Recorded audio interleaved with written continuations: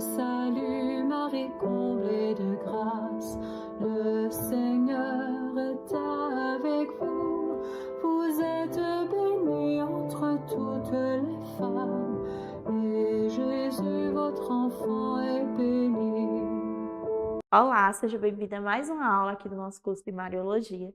E hoje nós vamos iniciar um conteúdo que particularmente é um dos meus preferidos, porque as promessas que recaem sobre o ofício da Imaculada Conceição, elas são muito poderosas. Eu conheci o ofício particularmente já tarde.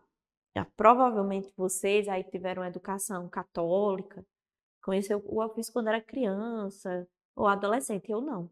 Eu conheci o ofício quando eu já era bem no início da fase adulta e através da minha comunidade São Pio X, meu formador, que também é formador de vocês, Romero, começou a dar essa formação e a gente começou a, né, a gente sempre reza lá, faz parte da nossa espiritualidade e eu fiquei encantada. E percebi logo de início que tinha muita coisa que eu não sabia o significado, que o ofício é enorme, tem muitos títulos, e principalmente para quem ou é recém-convertido, ou caso você tenha tido uma catequese ruim, fraca, você só fica repetindo, né? Por exemplo, trono do grão Salomão. O que é o grão Salomão? Estrela de Jacó. Estrela de Jacó? Estrela da manhã? Que tanta estrela? Qual é a lógica disso? Então, as próximas aulas, essa e a próxima aula, talvez outra, aí vamos ver os que precisam, quantidade de assunto que vai repartir nas aulas, vai ser para ir explicando os títulos da ladainha, para que quando você for rezar, estou falando de ladainha ofício, por quê? Porque se repetem, os títulos são muito semelhantes. Quando você for cantar o ofício, ou rezar, ou falar a ladainha, ou cantar, você saiba o que você está falando, você saiba o que você está cantando, e você reze com cada vez mais plenitude e convicção daquilo que você está falando, que é a verdade. Você não está chamando Nossa Senhora dos raios claros, né, do sol da justiça que antecipa, a aurora que antecipa os raios do sol da justiça, porque é bonito, porque é poético, porque ela é o lírio cheiroso entre espinhos duros, né? Entre espinhos duros. Não é porque você acha bonito, não é porque rima, não, é porque é uma verdade de fé, é uma verdade teológica, realmente é reafirmar algo que ao longo dos séculos, ao longo da história da igreja, ao longo do catecismo, ao longo da experiência do povo de Deus, da tradição, você vai ver que é verdade. Então, vamos entender isso para que você reze com mais fé, porque como Santo Agostinho diz, nós só amamos aquilo que nós conhecemos. Então, a gente precisa conhecer para amar mais. Então, vamos iniciar em nome do Pai, do Filho e do Espírito Santo. Amém. Pai nosso, que estais nos céus, santificado seja o vosso nome. Venha a nós o vosso reino, seja feita a vossa vontade, assim na terra como no céu. Pão nosso de cada dia nos dai hoje. Perdoai as nossas ofensas, assim como nós perdoamos a quem nos tem ofendido. E não nos deixeis cair em tentação, mas livrai-nos do mal. Amém. Ave Maria, cheia de graça, o Senhor é convosco. Bendita sois vós entre as mulheres. Bendito é o fruto do vosso ventre, Jesus. Santa Maria, Mãe de Deus, rogai por nós, pecadores, agora e na hora de nossa morte. Amém. Santo anjo do Senhor, meu zeloso guardador, se a ti me confio a piedade divina, sempre me rege, me guarde, me governe, me ilumine. Amém. Nossa Senhora Sede da Sabedoria, rogai por nós. Estamos e permaneceremos reunidos em nome do Pai, do Filho e do Espírito Santo. Amém. Amém. Então vamos lá. Primeiro de tudo, eu preciso que você tenha o ofício da Imaculada Conceição. Bem, eu espero que coloque aqui, né, no curso o arquivo, mas caso não coloque, é simples. Você digita no Google ofício da Imaculada Conceição, ofício completo da Imaculada Conceição, isso é importante, tá? Aqui eu vou falar do ofício completo. E você vai pegar, e conforme eu for avançando na aula, você vai olhando o ofício. Então, a gente vai aqui por ordem do ofício. Então, conforme a gente for avançando na leitura do ofício, eu vou explicando os termos. vale a pena salientar que muitos dos títulos que estão no ofício e na ladainha, nós já demos a explicação nas aulas passadas. Então, por exemplo, no ofício vai dizer, na ladainha também vai falar sobre a Imaculada Conceição. Nós tivemos uma aula completa só sobre o dogma da Imaculada Conceição. Se você não lembra, você volta. Lá vai citar, né, no dogma sobre a Assunção. Vai falar sobre a Assunção na ladainha. Né, vai acrescentar na ladainha a Assunção. Então, nós já tivemos uma aula falando de Assunção. Então, o que é que eu vou focar aqui nessa aula? Nos que nós ainda não falamos. Nos que estão na ladainha, estão no ofício, mas nós não tínhamos ainda estudado, ok? Então, vamos lá. A base para essa aula sempre vai ser Catecismo da Igreja Católica e a Sagrada Escritura, Tratado da Verdadeira Devoção à Santíssima Virgem, mas eu tenho uma indicação, eu já dei essa indicação em outras aulas. Mas para entender o ofício da Imaculada do professor Felipe Aquino é muito bom, porque ele é bem fininho, ele é muito prático, muito didático, a letra é bem grande, olha. Tem um ofício também para você rezar. Então, se você não tem um ofício, é importante que você tenha para rezar. Tem um aplicativo que você pode baixar no celular ou acessar ele no site também gratuito, que se chama Católico Orante. Você bota Católico Orante, ofício da Imaculada Conceição, vai estar lá. Então, você pode ter no seu celular ou acessar. Mas é sempre bom a gente ter na mão, né? Porque vocês sabem que a tecnologia ela engana a gente. O celular pode descarregar, pode acontecer uma coisa do tipo. O livro não, está na mão ali. Então, é um livro que você vai ter essas duas coisas maravilhosas. Tanto a explicação completa do ofício, como também o próprio ofício. Aqui no início, o ofício está completo. Então, você vai poder rezar quando você quiser. Existe uma tradição, esse é o primeiro ponto da nossa aula. O primeiro ponto da aula sobre o ofício e da ladainha. Que ladainha, Lainha? A ladainha lauretana. O que é essa ladainha? Nós já vimos na outra aula que a casa que Nossa Senhora morou foi em Loreto. Então, esse nome, Lauretana, remete a Loreto, que foi a casa de Nossa Senhora. É por isso que a gente chama ladainha lauretana. E o ofício da Imaculada Conceição, ele geralmente tem uma tradição. Você pode rezar o ofício todo dia que você quiser, mas a igreja como um todo dedica que dia a Nossa Senhora? O sábado. A igreja tem, por exemplo, a quinta-feira é um dia dedicado a quem? Jesus Eucarístico. Então, nós somos convidados à adoração, nós somos convidados a adorar Jesus no Santíssimo Sacramento do altar. Já o domingo, não é que nós somos convidados, nós somos intimados, né? A ir para a missa, senão a gente vai estar cometendo pecado mortal. E no sábado? O sábado é o dia da gente se dedicar a Nossa Senhora. Então, rezar as orações marianas, fazer reparações. E aí é onde entra. O ofício, ele é tradicionalmente rezado aos sábados. Esse é um primeiro ponto interessante. Se você quiser começar a ter essa tradição de rezar, começar a colher o hábito de rezar o ofício, o sábado é um dos dias mais dedicados. Lá na comunidade de São Pio X, todo sábado, tem ou a recitação do ofício, que é quando nós falamos, você lê o ofício, sem entonação, apenas lendo, ou você pode cantar o ofício. E aí fica uma dica maravilhosa, né? Geralmente, os seres humanos, no geral, se você é um ser humano, você está incluso nessa estatística, né?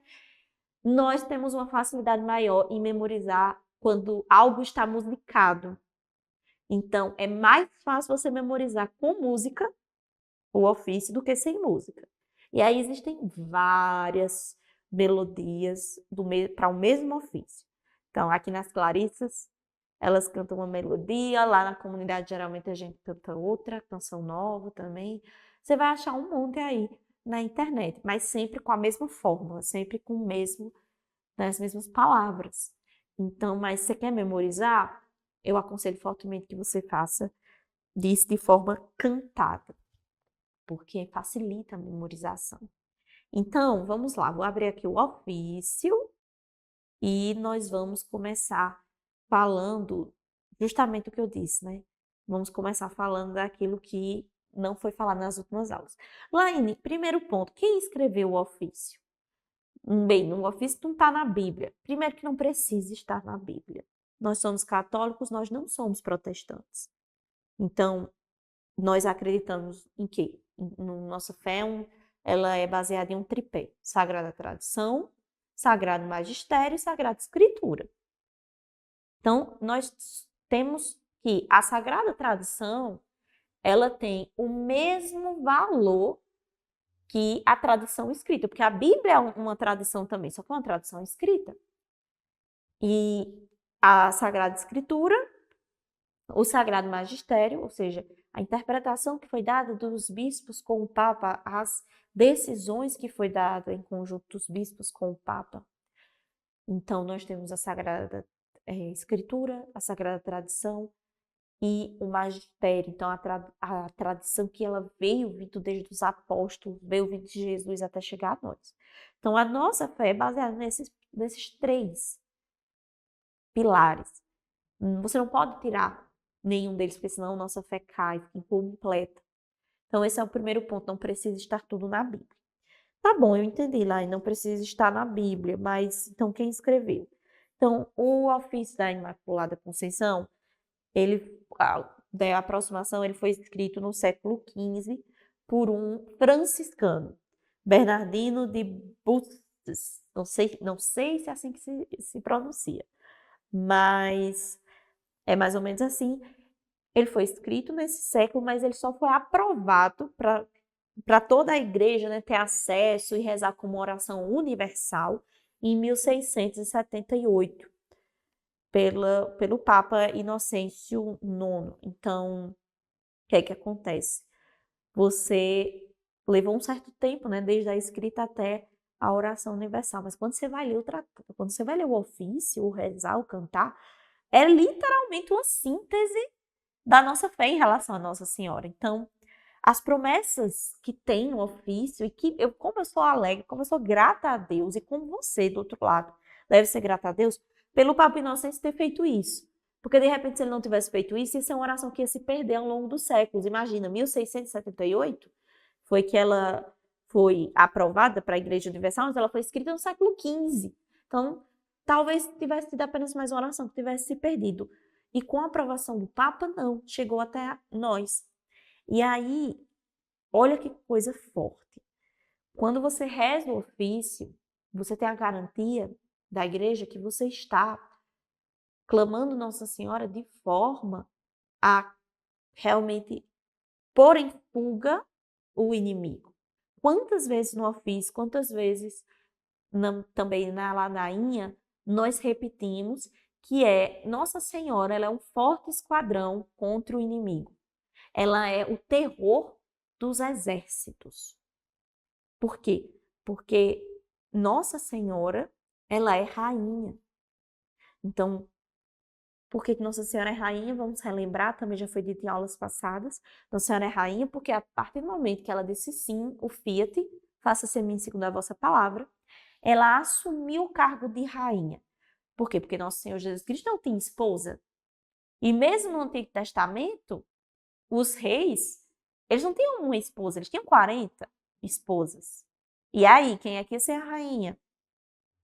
Então, para não ter esse caos, a rainha era a rainha mãe. Então, da mesma forma, Nossa Senhora, quando Nossa Senhora disse fiat, faça-se em mim segundo a vossa palavra, o que é que aconteceu? Ela, a partir daquele momento, ela se tornou rainha, rainha do universo. Então, quando a gente diz rainha do universo, rainha dos mártires, rainha dos apóstolos, rainha dos lares, como São João Paulo II aprovou, rainha das famílias, também São João Paulo II, nós estamos falando uma verdade de fé. Não é que é bonito, não é só porque é poético, mas tem um autor que diz que Deus é romântico, né? Porque tudo que Deus faz parece poesia, mas porque ele é o verdadeiro bem. Ele é o bem, a beleza e a verdade. Então, tudo que é bom, belo e verdadeiro reflete o próprio Deus, que é isso que nos ensina a pedagogia clássica, o trivium, as artes liberais, que é a minha área de atuação. Tudo que é bom, belo e verdadeiro reflete nosso Senhor. Querendo ou não querendo, tem um toque de Deus ali. Portanto, quando nós partimos desse pressuposto que Nossa Senhora, ela é rainha, a partir do momento que ela aceita ser a mãe do Filho de Deus, todo o universo dos títulos, do que ela é, das graças, dos méritos, se abre. E aí vamos ver alguns títulos que decorrem dessa realidade. Primeiro vamos começar a analisar o trecho que se repete no ofício da Imaculada Conceição. Nós temos o início do ofício, que a gente chama matinas e laudes, que é a manhã e madrugada. São as horas canônicas que você pode rezar o ofício de duas formas. Ou você reza o ofício por partes, seguindo as horas canônicas, ou você reza o ofício completo, todo de uma vez. Então, vamos começar a analisar aqui do início, das matinas e laudes. Deus vos salve, Virgem Filha de Deus Pai. Deus vos salve, Virgem Mãe de Deus Filho. Deus vos salve, Virgem Esposa do Divino Espírito Santo. Deus vos salve, Virgem, templo e sacrário da Santíssima Trindade. Então, vamos lá. Virgem Filha de Deus Pai. Bem, Nossa Senhora, ela é Virgem perpétua. Então, ela é virgem antes, durante e depois do parto. E essa é uma frase de Santo Agostinho, inclusive. E tem uma frase muito bonita, inclusive está aqui nesse livro, de São Cirineu de Jerusalém. São Cirilo de Jerusalém, na verdade. São Cirilo de Jerusalém, ele diz o seguinte, que assim como a luz, ela pode transpor um vidro e chegar no outro lado sem precisar quebrar o vidro, que é a luz, por exemplo, um raio de sol, ele passa por um vidro e ele não precisa quebrar o vidro para passar, concorda? Acompanha? Então, quando você pensa que o raio de luz ele não deixa de ser raio de luz e o vidro, o vitral, a janela não deixa de ser vitral, nem vidro, nem janela, e não quebrou para poder o raio de sol passar, da mesma forma ele faz a comparação com a virgindade de Nossa Senhora. Nosso Senhor Jesus Cristo, ele não precisou, nas palavras de São Cirilo de Jerusalém, rasgar nenhuma parede para poder chegar a nós. Então, se uma luz, se um simples raio de luz, ele pode passar por um vidro, um vitral, sem necessidade de quebrar aquele vidro e chegar até o outro lado íntegro, com o vitral íntegro, por que Jesus, que é Deus, não poderia passar por Nossa Senhora e ela se manter íntegra, virgem, antes, durante e depois do parto? Ele é Deus. Tanto que ele é Deus que ele fez isso. Então, é uma belíssima observação de São Cirilo de Jerusalém. E aí nós temos Virgem Mãe de Deus Filho, essa daí é bem autoexplicativo, né? Nossa Senhora é mãe de Jesus, que é Deus Filho. Só que aí tem um ponto, né? Virgem Esposa do Espírito Santo. Nossa, como assim? Nossa Senhora é esposa do Espírito Santo? Sim. Quem foi o único que a cobriu com a sua sombra e fez tecer nas suas entranhas o Filho de Deus? O Espírito Santo.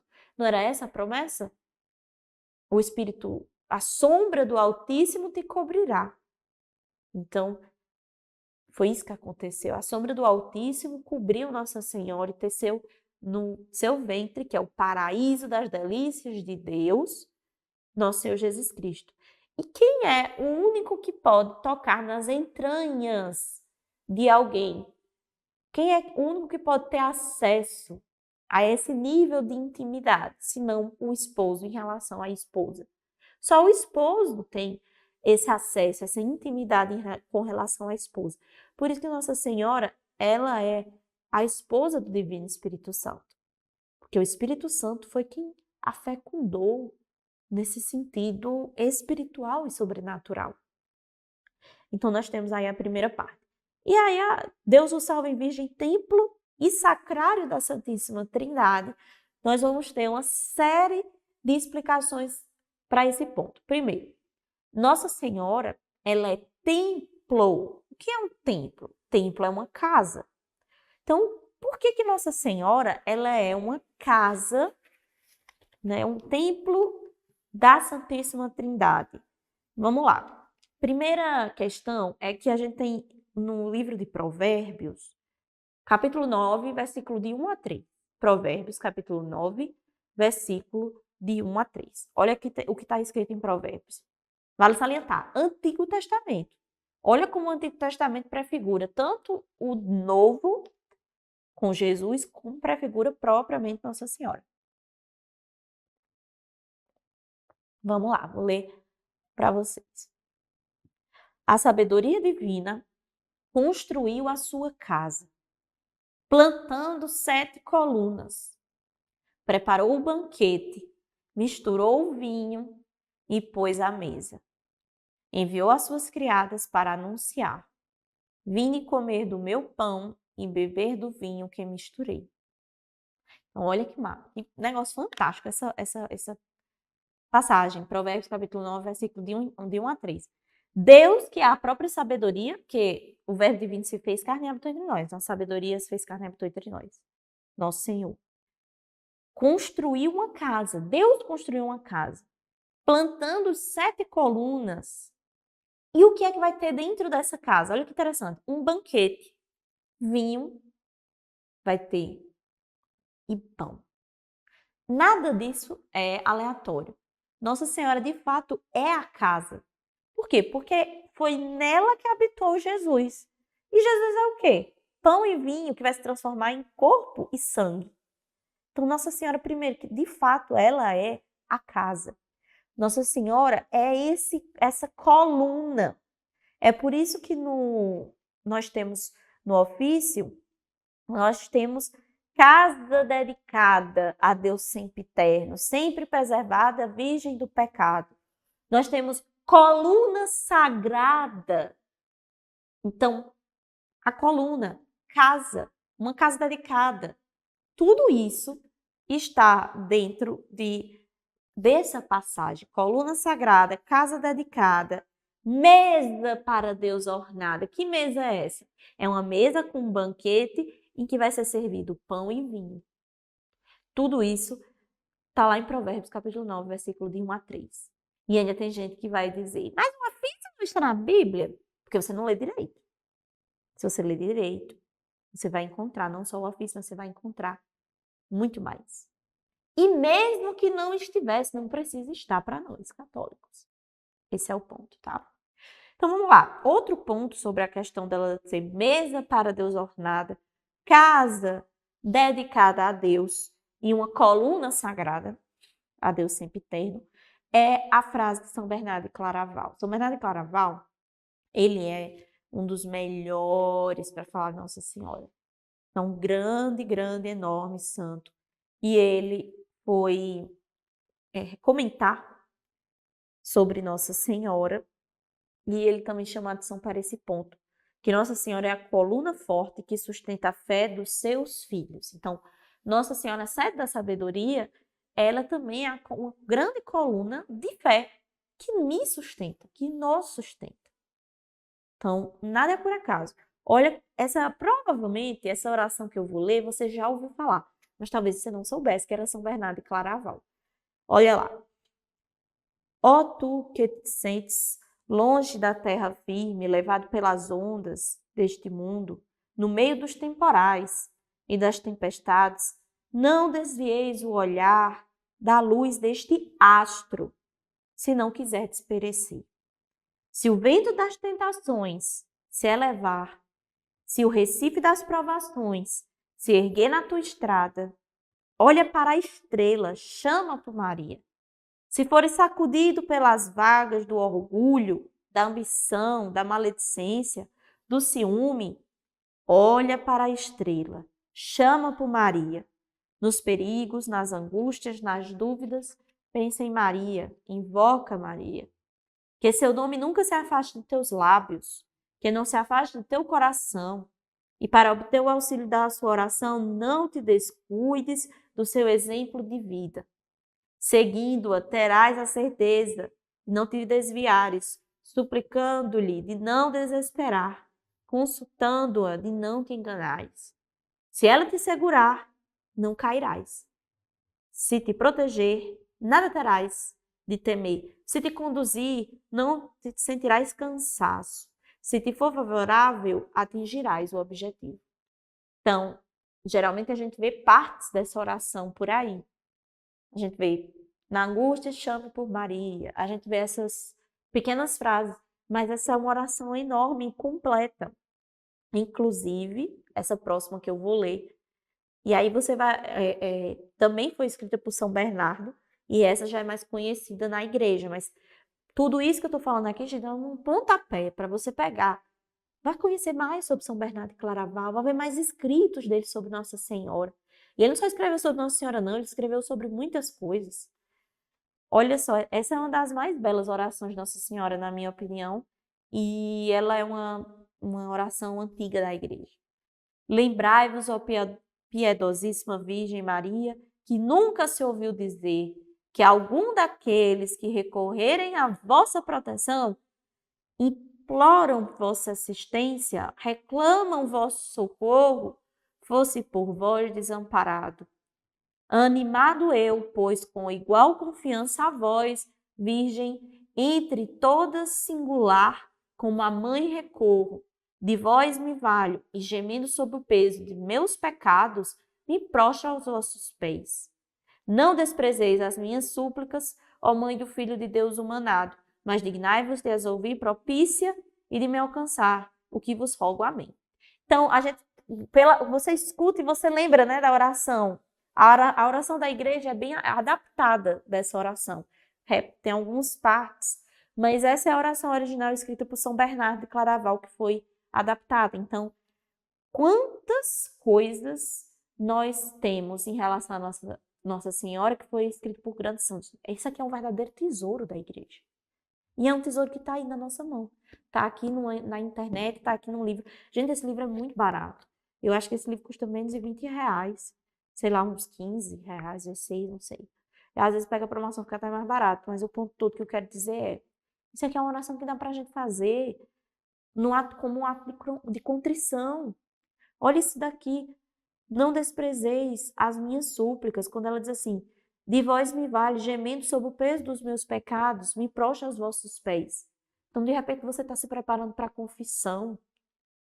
E a gente tem que ir preparado, tem que ir arrependido. Por que não recorrer à Nossa Senhora?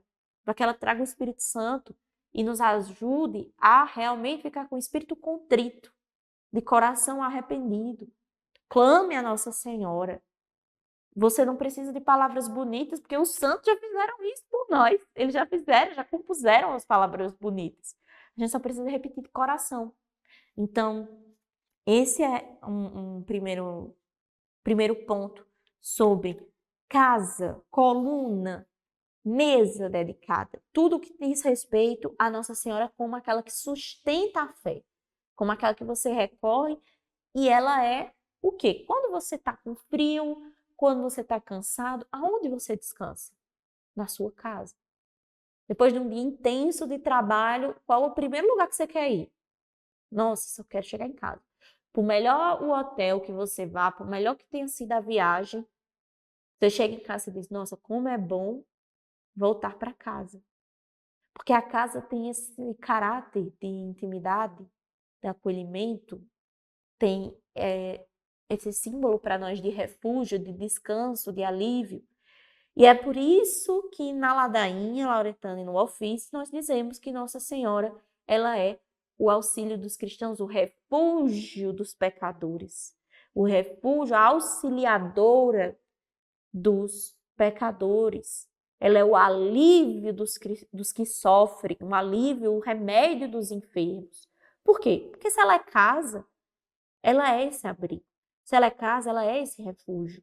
Se ela é casa, ela é a proteção contra os ventos contrários, como eu acabei de ler aqui, de São Bernardo de Claraval. Então, é importante que você vá se conectando. Veja, o ofício não deixa de ser um texto. E um texto ele tem que ter coesão e coerência. Tem que ter O texto ele tem que ter uma união que faça sentido e ele tem que concordar entre si. Então, muitas vezes no ofício e na ladainha a gente vai ficar retomando pontos porque eles dão consequência a outros pontos, como eu acabei de explicar. Nossa Senhora ela é uma casa dedicada, uma coluna sagrada, então ela é refúgio. Então, que você aí também na sua casa se refugie em Nossa Senhora. Que você também refugie sua família em Nossa Senhora. Que você busque a contrição, o arrependimento em Nossa Senhora, se você aí está precisando confessar. Busque auxílio e ajuda dela.